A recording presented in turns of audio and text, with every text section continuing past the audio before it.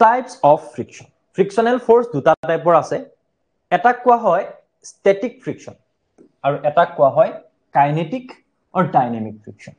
kinetic অৰ dynamic friction মানে বস্তুটা যেতিয়া গতি কৰি থাকে মোশনত থাকে তেতিয়া হোৱা ফ্ৰিকশন আৰু স্ট্যাটিক ফ্ৰিকশন মানে বস্তু এটা যেতিয়া ৰেষ্টত থাকে গধুৰ এটা বাকস আছে আৰু বাকসটো তুমি মোৰ জোৰ দি লগাইছা এফালৰ পৰা ঠেলিছা নাযায়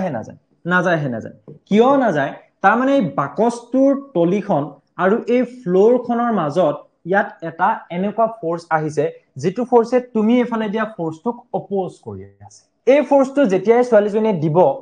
তেতিয়া তুমি এটা বস্তু ইয়াত ইমাজিন কৰিব লাগিব যে এই ফ্লোৰখনৰ ওপৰত যেহেতু বক্সটো আছিল গতিকে ফ্লোৰখনে এলং দ্যাট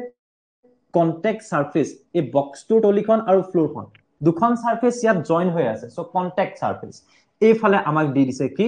এটা ফ্ৰিকশনাল ফোৰ্স